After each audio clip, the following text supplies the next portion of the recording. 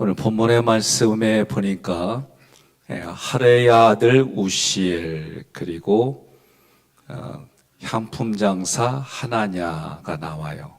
하레야 아들 우시엘이란 뜻은 여호와 하나님을 경외하는 자에게는 하나님은 능력을 베푸신다.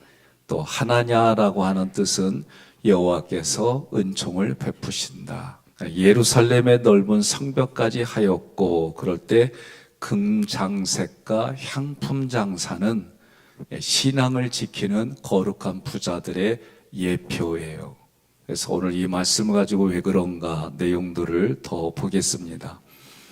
우상숭배는 다른 말로 말하면 내가 잘 되자는 거예요. 사람이 잘 되는 거는 기본 정서라고 봐요. 저도 여러분 자녀들이 생기면 자녀들이 어떻게 되기를 바라요? 그렇죠. 잘 되기를 바라는 거예요. 근데 이 잘 되기를 바라는 게 근본적으로는 탐심과 관련이 돼 있어요. 그러니까 내가 무엇을 얻고자 하는 욕구는 누구든지 다 있어요. 또 육신을 입고 있을 때는 육신이 잘 먹고 마시고 휴식을 취하고 잠을 자고 배설하고 그러고 살아갈 수 있게 돼 있어요. 그런데 그 선이라는 게 무엇일까? 이거는 각자가 깊이 고민할 부분들입니다. 이 탐심이라고 하는 플레오넥시아는 이 단어는 그런 것보다도 더 많이. 그러니까 쉽게 말하면 로마의 그 귀족들이 타락했을 때 모습이 뭐냐면 자기들이 많이 먹어요. 어떤 잔치에서 쾌락을 위한 잔치에 많이 먹어요. 그럼 더 이상 못 먹어요. 그런데 더 먹기 위해서 어떻게 하느냐? 약을 먹어서 다 토해내고 또 먹는겨. 우리는 그렇게 안 하니까 이해가 안 되죠. 근데 그게 그들의 타락한 모습이었어요. 그러니까 더 많이, 그러니까 내가 더 많이 가지려고 누군가를 해치는 일들이 일어나요.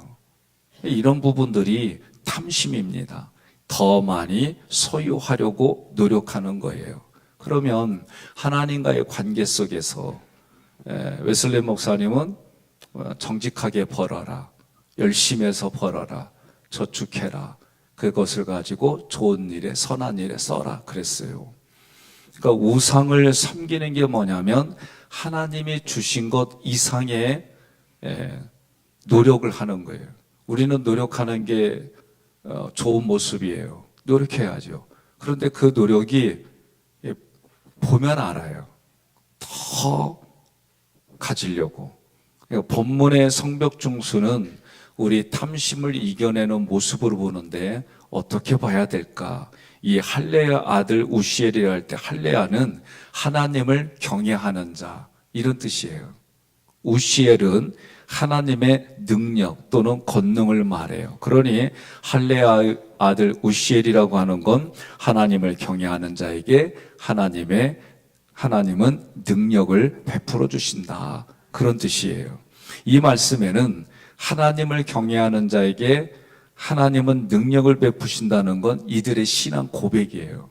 그러니까 여러분과 저도 하나님을 믿어요. 하나님을 믿는데 그 믿음이 어떤 거냐라고 할 때 내 내면의 깊은 데서 출발하는 부분들 그리고 과정, 결과가 좋아야 돼요. 금장색 하레야 아들 우시엘에서 금장색이라는 것은 그 당시에 주로 우상 제작이었어요. 우상들에게 금을 입히는 부분들이죠. 그가 하나님을 경외하면서 금장색의 사업을 한다면 이 얘기는 무슨 얘기냐면 내가 우상 제작을 함으로 인하여 생기는 막대한 매출을 포기해야만 하는 거예요. 하나님이 여러분과 제가 하나님을 경외해요. 그리고 최선을 다해 살아요. 그리고 우리에게 주어졌어요. 그럼 그것이 하나님이 우리에게 주신 거예요. 그럼 우시엘의 이 할례의 아들 우시엘이라고 할 때 이들이 맡을 수 있는 건 뭐냐? 그러면 하나님과의 관계 속에서 뭐 기구 그 정도만 이 사람들이 만들었을 거예요. 이렇게 얘기를 해볼게요. 예수 잘 믿는 석공이 있어요. 예수님 잘 믿는 석공. 그러면 교회와 관련돼서 하는 부분들은 딱 정해져 있을 거예요. 그런데 어느 법당에서 그 돌로 대리석으로 어떤 형상들, 뭐 부처회라든가 어떤 이런 거 해달라고 그러면 그 돈이 겁나게 받아요. 근데 그걸 난 안 하겠다. 그런 거예요. 제가 알고 있기로는 어느 법당에서 부처의 상을 이런 것도 판대. 이렇게 해서 여기서 사용하다가 팔면 그러면 그게 제가 듣기로는 수천만 원씩 거래를 한다고 얘기를 들었어요. 왜 그런 눈으로 봐요? 나도 이건 잘 몰라. 그냥 이렇게 그쪽 업계에 있는 분들이 하는 얘기를 들었어요. 그래서 나름대로 그런 효험 있는다라고 얘기를 하는데 그래요. 그런 모습을 볼 때에 그쪽과 관련된 사람이 예수를 믿는다? 그러면 그런 우상과 관련된 제작하는 거 자기는 안 하겠다. 이제 손 띄겠다. 그러면 자기 수입이 줄어드는 거예요. 아멘인지 아니면 속으로 동의한다는 건지 난 지금 감을 못 잡겠어요. 아주. 지금 이해되셨죠? 그러니까 금장색 할의 아들 우시엘은 그런 뜻이에요. 그러면 우리 성도들이 신앙생활을 하는데 사회생활을 하죠. 우리가 사회생활을 한다는 것은 다른 말로 말하면 경제활동이에요. 그러면 이 사회생활을 하는 경제활동은 다른 말로 말하면 생계수단이에요. 그럼 우리가 여러분과 제가 돈을 벌어야 먹고 살 수 있고 또 물질을 어떻게 벌어야 될까 이런 생각을 안 할 수가 없어요. 제가 몇 주 전에 안전교회에서 제가 담임을 할 때 권사님 한 분이 주류 상사를 하셨어요. 저는 그분하고 첫 번째 신방 가서 뭘 얘기를 해야 될까 고민하고 기도하고 그때 얘기했어요. 그냥 담대하게 오랫동안 이 사업을 하셨는데 다른 사업 하시라고. 그때 이분 얘기는 나는 애국자다. 나는 정직하게 일했고 그리고 세금을 이날에 얼마나 많이 줬는지 모른다. 목사님 왜 그러시냐. 성경을 근거로 술 장사는 사람을 이롭게 하지 않습니다. 이거는 결국은 권사님도 망하고 그 술 때문에 망하는 사람들이 나옵니다. 저 거기 떠날 때까지 그 양반하고 불편했어요. 그분은 끝까지 나는 애국자로서 이 정직하게 버른 대로 하겠다. 이런 부분들이 많이 부대낄 거라고 저는 생각해요. 우리가 예수를 믿는다면 보이든 보이지 않든 결단해야 될 일이 있어요. 그게 직업에서부터 다양한 부분이에요. 그랬더니 어느 분이 찾아와서 집사님인데 목사님 저는 주일성수는 잘 지킵니다. 그래서 직업이 뭐요? 그랬더니 남들이 주무실 때 자기는 일하고 남들이 일할 때 자기는 잔대. 뭐냐고 도대체. 도둑질하는 거예요. 그런데 자기는 그래도 주일은 성수한다고. 제가 우스갯소리로 그 글을 읽고 그건 아니다. 그러니까 우리가 살아가면서 예수 믿는다고 하는 건 하나님 앞에도 떳떳해야 돼요. 또 우리가 역사 앞에도 떳떳해야 되는데 저도 요새 최근에 답답한 부분들이 있죠. 나라와 민족을 볼 때 그래도 하나님 우리는 예배당이고 보혈당입니다. 저는 그들이 교회에 와서 신앙생활하고 어느 당에 있던 하나님 앞에 양심이 부끄럽지 않고 역사 앞에 부끄럽지 않다면, 그렇다면 저는 되지 않을까. 그러나 오늘 우리가 운동을 해야 될 게 뭐예요? 나와 함께하면 너는 적이야. 이 사고 버려야 돼요.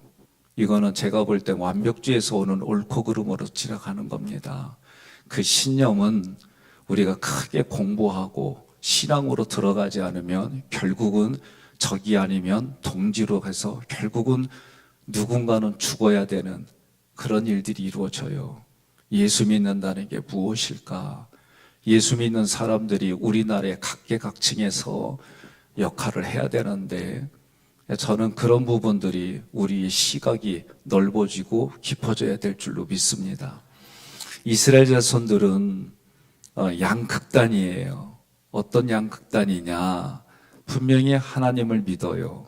그런데 또 이 땅에서도 잘 살고 싶어요. 그러니까 쉽게 말하면 이들이 했던 게 뭐냐면, 그 성소, 지성소와 성소 뜰이 있어요. 이 전체가 장막이에요. 그런데 이 뜰에 누가 있어요? 이방의 종교가 뜰에 있는 거예요. 상상을 해보세요. 그러면 어떤 사람이 이렇게 하는 거하고 똑같은 거예요. 하나님 도와주세요. 예수님 도와주세요. 성령님 도와주세요. 우리는 여기까지는 아멘이지. 근데 그 다음에 뭐라고 그러냐면 부처요 도와주세요. 공자요 도와주세요. 알라의 힘으로 이러는 거예요. 기도가. 이해가 안 되는 일들이 이스라엘 백성들은 이 당시에도 그렇게 우상을 숭배한 거예요. 그러니 예수님이 뭐라고 그래요? 마태복음 6장 24절에 함께 있습니다. 한 사람이 두 주인을 섬기지 못할 것이니 혹 이를 미워하고 저를 사랑하거나 혹 이를 중히 여기고 저를 경히 여김이라. 너희가 하나님과 재물을 겸하여 섬기지 못하느니라. 아멘. 요새 교단을 초월해서 신학교에서 가리키는 것 중에 하나가 종교다원주의예요. 무섭습니다. 종교다원주의란 얘기는 뭐냐면 구원은 여기 하나인데 길이 다양하다. 기독교에서는 예수를 통해서 구원받고, 예수라고 하는 그 위치에 유교에서는 공자이고 불교에서는 부처이고 궁극적으로 구원은 같다. 이렇게 쉽게 말하면 종교다원주의를 가르칩니다. 그러면 우리 기독교계에서는 그렇게 말하면 오직 예수로 구원받는다고 하는 말에 위배돼요. 그러면 성경을 부인하는 겁니다. 많은 사람들이, 저도 신학교 다닐 때 에큐메니컬 운동이라고 하는 쪽에 와 이러면 좋겠다. 천주교도 살고 기독교도 살고 부처도 살고 서로 같이 사는 거. 이 사회에서는 공존이라고 하는 부분 속에는 참 좋아요. 그때 젊은이들 속에 매력적인 게 뭐냐? 천주교에서 스님을 모셔다가 강의하고 이렇게 서로 간에 이런 모습들이 참 좋다. 그런데 너네 기독교는 왜 이렇게 배타적이니? 이런 얘기들 속에 뭔지 모르게 제가 눌리고, 저도 그러면 우리 교회에서 스님 불러다가 강연도 좀 하고, 아멘 안 해줘서 고마워요. 뭐 이렇게 하면은 뭔가 진보적이고 뭔가 진취적이고 그 시대에 뭔가 앞서가는 사람들 같고, 저도 한때는 이런 고민을 했어요. 그리고 그게 멋있어 보이고, 제가 그때 그거를 시도 안 한 게 감사해요. 근데 뒤돌아보니까 우리가 젊었을 때에 생각하는 부분들, 그래서 뭔가 자칭 공의를 가지고 살아가고 그런 힘으로 거리에 나가고 이런 부분들이, 저는 어제도 어느 신학생이 전화가 와서 지금의 시국선언된 얘기를 하길래 제 나름대로 얘기를 해서 기도하는 게 중요하다. 기도하는데 현장 나가야 되냐 뭐 이런 얘기를 주고받다가 기도하시고 결정하세요. 제가 더 이상 얘기를 안 하겠습니다. 그러고 마쳤는데, 여러분들이 우리가 살아갈 때 저도 얘기했잖아요. 평택에 갔을 때에 그 교회에 갈 때 지역이 어떤 지역인지 제가 아니까 하나님 앞에 기도한 게 뭐냐. 하나님, 혹시나 인권의 사각지대에 있는 사람들이 나를 찾아온다면 나는 어떻게 해야 될까? 근데 인권의 사각지대에 있는 사람들은 음지에서 자기 몸을 파는 사람들이에요. 그분들이 나를 찾아와서 도와달라고 그러면 난 어떻게 해야 될까? 소파 협정이 결정되지 않았을 때이니까, 그게 좀 더 우리 백성의 인권을 위한 것들이 아니니까, 그런 부분들 속에 제가 하나님 앞에 기도한 게 뭐냐? 두려웠어요.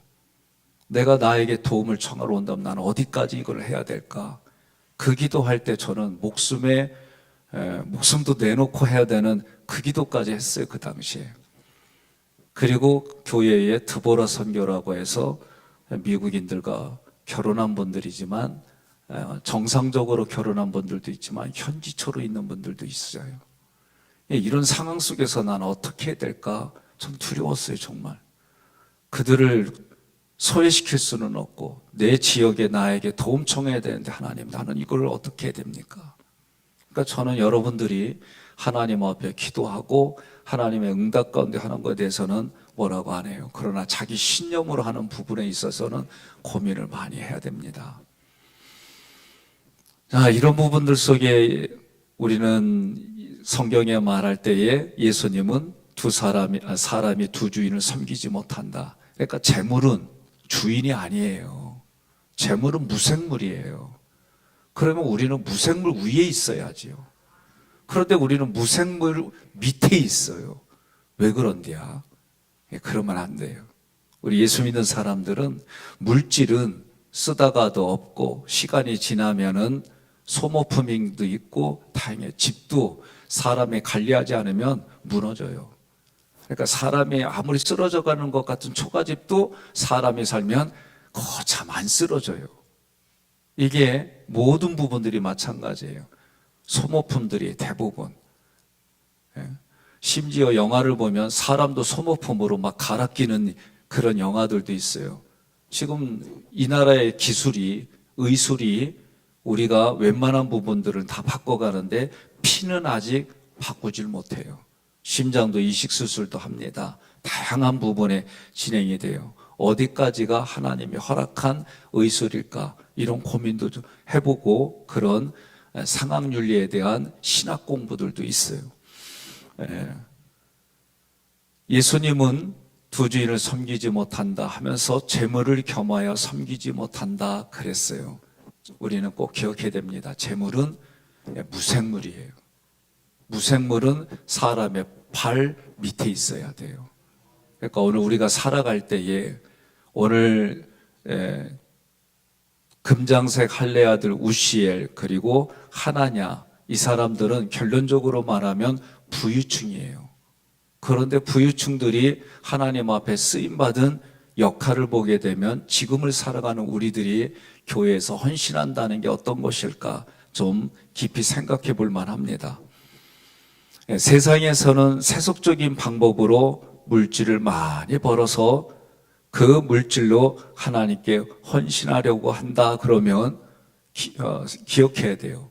방법은 다양하게 나오는데 세속적인 방법이다, 그건 하나님이 좋아하실까? 이 고민은 각자가 반드시 해야 돼요. 내가 하나님 앞에 부끄럽지 않게 벌어야 돼요. 저는 이 말 별로 안 좋아해요. 개같이 벌어서 정승같이 쓴다? 천만에요. 개같이 벌으면 개같이 쓰게 돼 있어요. 그러니까 우리는 어떻게 벌어야 돼요? 정승같이 벌어야 돼요. 왜 아멘이 안 나와요? 예? 정승같이 벌어서 정승같이 써야죠. 예? 개 보세요, 개. 몰라서 그렇지, 개는 기우면은요, 토하면요, 그거 그대로 다 먹어요, 개가. 몰라요? 아니, 개 진짜 토한 거 내버려 둬보세요. 그럼 지가 와서 다시 국물까지 싹 핥아먹어요. 아, 왜 그래요? 아니, 내가 본 눈이에요, 제가. 그리고 개는, 우리는 족보를 따지지만 개들은요, 그거 없어요. 우리가 어른들 경애하는 것처럼 그럴 것 같죠? 안 그래요. 개 훈련시킬 때 봐요. 새끼들이 어느 정도 크면 걔네들은 힘이 이거예요, 힘이.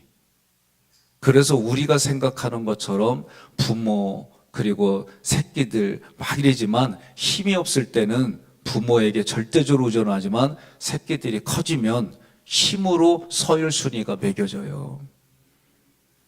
그러니까 성경이 말하는 개들을 삼가라고 할 때 여러 가지 우리가 그런 부분들을 봐야 돼요. 그러니까 개같이 본다는 얘기는 무슨 의미인지는 알지만 우리는 수단과 방법도 하나님 앞에 정직해야 돼요.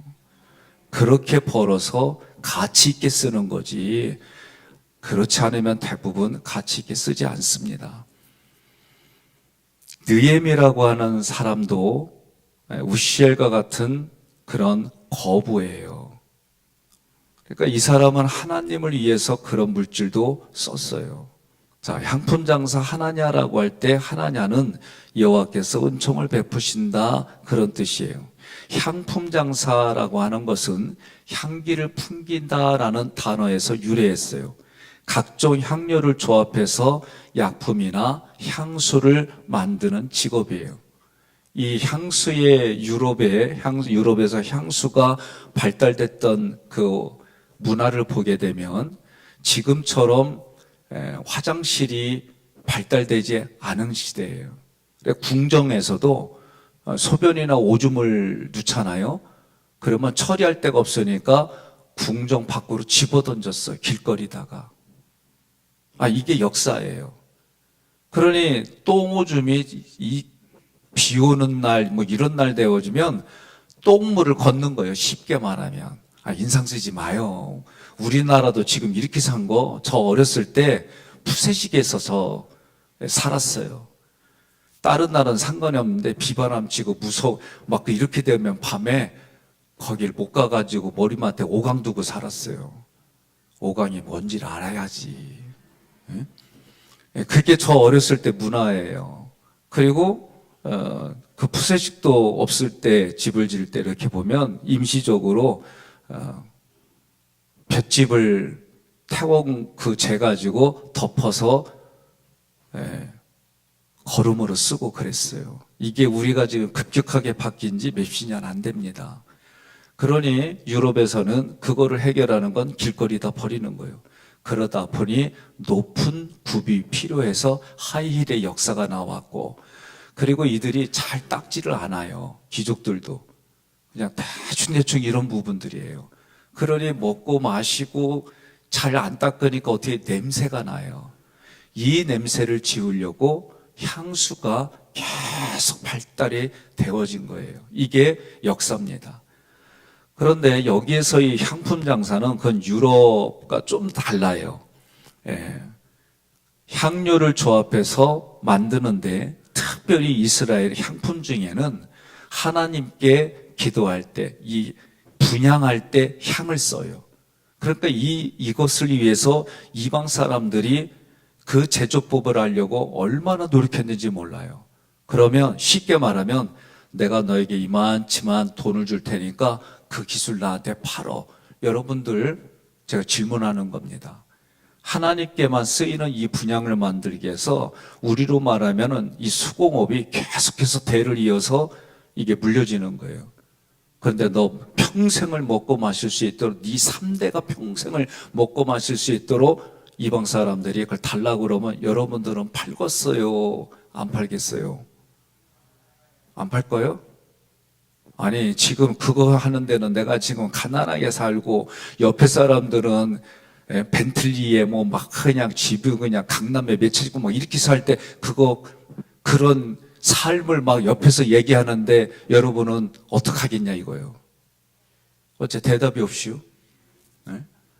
오늘 우리나라로 말로 말하면 중국에서 기업들에게 찾아가지고 필요한 부분들에 당신에게 몇 배의 연봉을 줄 테니까 그 기술 나한테 해라. 우리나라 지금 겁나게 많이 걸려든 사람들이 있고 들어오고 싶어도 못 들어온대. 왜? 들어오면 그냥 잡힌대. 이런 일들이 지금 비일비재하게 일어나는 시대에 나는 예수 믿는 사람들이 이 나라 이 민족 신앙생활을 잘하기 위해서 자기 자리를 지켰으면 좋겠다. 너무나도 아픈 일들이 너무 많이 일어나는데 그게 다 뭐예요? 돈 때문에 일어나는 일들이요. 저는 그냥 이런 생각을 해봤어요. 돈 하다가 돌아버린다.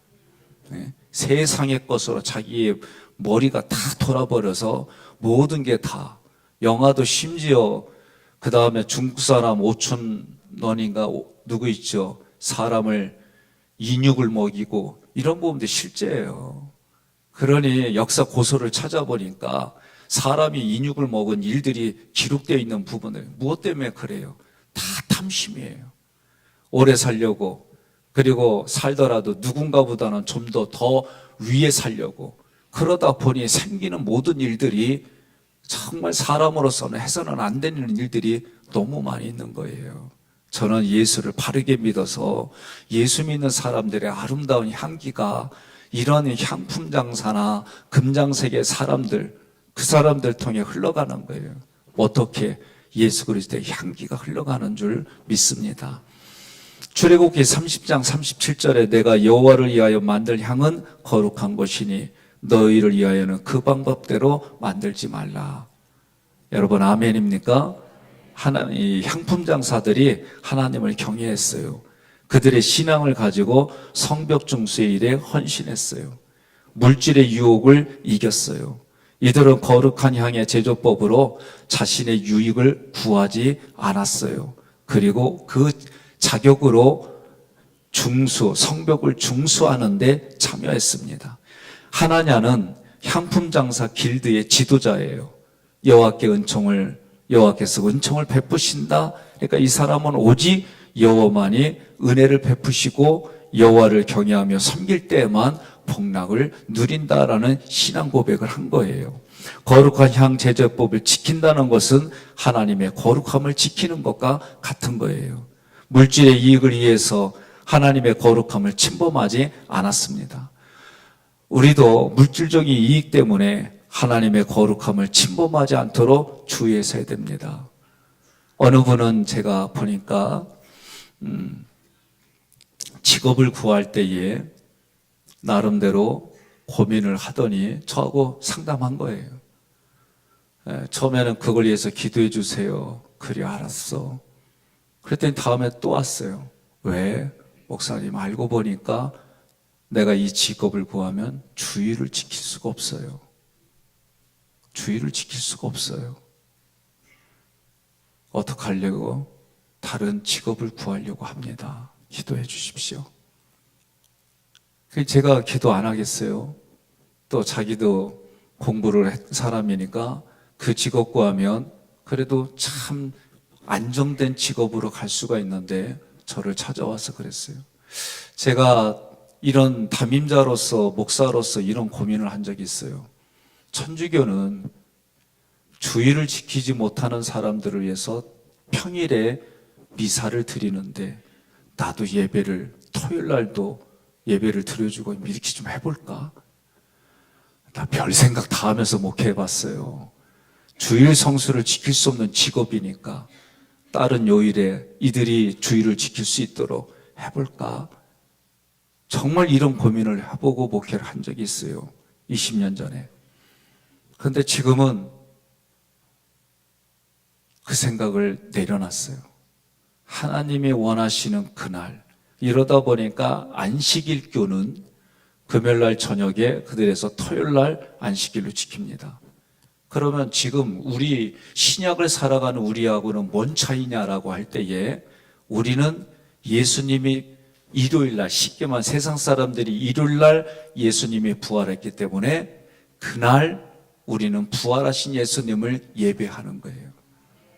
구약은 쉽게 말하면 금요일 저녁부터 토요일까지 그날을 안식일로 지킨 거예요. 그러면 안식일은 하나님이 만드신 것을 우리는 누리는 거예요. 그런 개념이에요. 그렇다면 우리에게 안식일은 주일이에요. 그래서 안식일과 이단이 되는 겁니다. 그러니까 여러분과 제가 성경이 말하는 부분들, 그러면서도 사람들이 또 산업화가 되면서 주일도 3교대로 가는 여러 가지 우리들 시대에 나타나는 일들이에요. 그래도 저는 성경의 스피릿은 하나님이 원하는 방법으로 하나님이 원하는 날 예배드리는 것이 우리가 살 길이다. 산업화되고 많은 부분들 속에 저는 목사로서 고민을 안 한 건 아니에요. 그래도 마지막에 내가 선택한 건 하나님이 원하는 방법으로 하나님이 원하는 시간에 하나님께 예배드리는 일이 중요하다. 저는 이렇게 말씀드리고 싶어요. 여러분들이 오늘 우리가 살아가는 삶의 자리는 다양하게 있지만 그래도 세상 풍조에 쓸려가지 아니하고 하나님을 경외하는 신앙이 회복되어서 예수를 그리스도로 우리의 머리이신 그 머리를 붙들고 살아갈 때에 탐심이 무너질 수가 있습니다. 예루살렘의 넓은 성벽까지 했다 그랬어요. 그러면 이 얘기는 뭐냐면 넓은 것을 감당하려면 그만한 능력이 있어야 되는 거예요. 금장생들과 향품장사들은 넓은 성벽을 중수했다는 얘기는 옛문에서부터 풀무망대까지 그들이 감당했어요. 그리고 거기는 대략 200m 거리가 돼요. 200m에 6에서 7m 성벽 위에 걸어갈 수 있는 그게 6에서 7m에 그리고 길이가 200m를 이들이 중수했어요. 고고학적으로도 이게 확인됐습니다. 쉽게 말하면 재력이 있지 아니하면 감당하기가 어려운 부분이에요. 그러면 이분들은 금장색과 향품 장사들은 쉽게 말하면 부유했어요. 부유한 사람들이 그만큼 이 일들을 감당한 거예요. 그럼 우리가 보게 되면 말씀에 대한 연구와 교육도 있어야 되고 복음에 대한 신학적인 연구도 있어야 되고 성도들의 신앙과 그리고 육체의 헌신과 물질의 헌신이 동원되어야만 이 일들이 가능한 거예요. 느헤미야는 총독입니다. 그런데 그 사람 자체가 부유해요. 그러니까 자신의 녹을 백성들이 내는 세금으로 요구하지 않았어요. 오히려 자기에게 딸려져 있는 150명을 식사도 제공하고 중수하는 일에 헌신할 수 있도록 그가 자기의 재물을 썼어요. 성벽 중수에 참여한 헌신자들 중에는 연약한 부분들도 있어서 중수할 때에 이 부분은 누가 했다? 이렇게 해서 다 그 지역이 달라요. 그런데 오늘 말씀은 이 사람들은 느헤미야나 금장색이나 향품 장사들은 부유한 층에 속해요.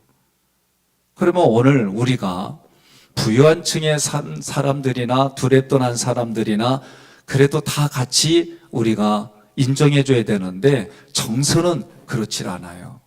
두렵던한 거는 되게 칭찬하면서 좀 크게 하신 분들에 대해서는 시기 질투가 또 있어요. 저는 이런 정서들을 보며 좀 이유를 배반 적이지 않나. 부유한 사람이 한 것에 대해서는 우리가 칭찬도 격려도 해줘야 되고 가난해서 내가 작게 한 부분도 칭찬해주고 이래야 되는데 어느 날부터인가 이 두렵던 자기의 가진 것 모든 것 이런 쪽으로만 얘기를 하다 보니 크게 하신 분들에 대해서는 좋게 얘기하기보다는 시기 질투가 많고 왜 그렇게 하고 이런 것도 있어요. 저희 교회에서도 제가 누군지는 모르지만 헌금하지 말자고 그랬대요. 그래서 누구냐고 물어보려다가 냅뒀어요. 그리고는 신앙이니까. 그런데 제가 그 얘기는 했어요. 교회 직분자인데 11조 생활하지 않는다? 그러면 직분 제가 몇 년 시간을 드리고 그 직분 걷어가겠다. 권사님들까지는 1년에 한 번씩 다시 직분을 주는 거예요. 집사님, 권사님 이 직분은 그 해마다 또다시 그 역할을 감당했으면 드리는 게 집사나 권사의 직분이에요. 여러분 이런 부분들을 잘 알고 계셔야 돼요. 제가 우리 교회에 와서 행정 중에 하나 직분을 줄 때에 11조 생활하지 않으면 드리지 않습니다. 그거는 자기 신앙 고백이에요. 신앙 고백이 없는데 어떻게 하냐. 제가 어떤 분은 우리가 장로님들과 의논할 때 직업이 없어요. 이제 은퇴하셨고. 그런데 내가 그분에게도 뭐라고 했냐면 직분을 받으려면 내게 용돈이 됐던 어떤 게 됐던 수입의 11조를 드리십시오. 액수에 크고 작게 중요하지 않습니다. 이것은 자기의 신앙 고백입니다. 단호하게 얘기를 했어요. 이게 되지 않는데 어떻게 직분을 받을 수 있느냐.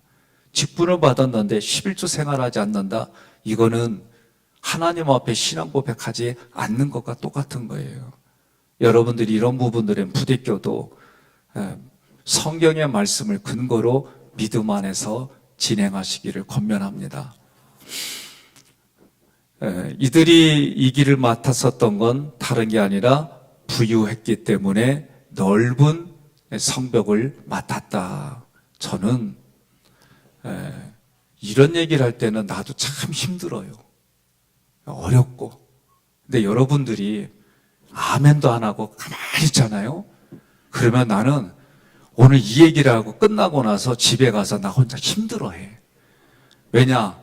교인들이 이거에 아멘을 해야 저는 뭘 얘기를 해도 아멘 해야 괜찮구나. 이 신앙들이 성장했구나. 막 이런 얘기를 하는데 물질 얘기를 하면서 하나님 앞에 11조 얘기를 하고 헌신해야 된다 그랬는데 아멘 안 하잖아요. 내가 시험 들어.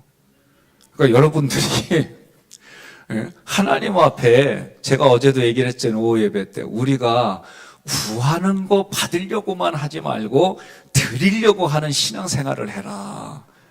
그러면 여러분의 삶이 달라진다. 퀄리티가 달라진다. 뭐 주시옵소서 이거는 신앙이 약할 때다. 그러나 하나님이 이미 주신 것을 믿음의 눈으로 보고 그러면 큰 믿음을 소유하면 여러분 뒤돌아보면은 풍요롭게 사는 자기를 본다. 내가 꼭 물질로만 많아야만 부유로운 게 아니라 하나님의 말씀이 내 안에 영성으로 자리 잡으면 물질은 하나님이 주신 복 중에 최하위의 복이다. 이게 깨달아지면서 여러분의 삶이 달라짐을 저는 믿습니다. 그러니까 오늘 느헤미야 그리고 우시엘, 하나냐 이 사람들은 우리가 말하는 부유한 사람들인데 부유하니까 그만큼 썼다. 여러분과 제가 물질이 없으면 살아갈 수 없는 거 맞아요. 그런데 그 물질을 하나님과의 관계 속에서 풀어가야 탐심이 없다는 거예요. 저는 출애굽기 말씀 속에 왜 애굽 사람들이 이 사람들에게 금은 보화를 주었을까? 먹고 마시고 살으라고, 일한 대가라고. 여기까지는 이해가 됐어요. 그런데 그것으로 다시 하나님의 성막을 짓고 그리고 나서 그때 동참하지 않았던 사람들이 금송아지 짓는데 자기 것을 내놨다는 걸 보고 결국은 우리는 하나님 앞에 나의 모든 재능들이 그리고 나의 몸까지 그리고 나에게 주어진 것까지 쓰임받든지 아니면 우상에 쓰임받든지 두 길밖에 없다. 중도는 없습니다. 오늘 여러분과 제가 어렵지만 힘들지만 우리 삶의 실존이지만 경제생활이지만 어떻게 살아야 될지 좀 더 구체적으로 자세하게 말씀드렸어요. 오늘 하나님께서 여러분과 저에게 어디서 일할래? 그렇게 물어보면 가장 크고 가장 넓은 정말 재력이 들어가는데 하나님 내가 쓰임받고 싶습니다. 이런 고백이 여러분과 저의 아멘이 되기를 주님의 이름으로 축원합니다.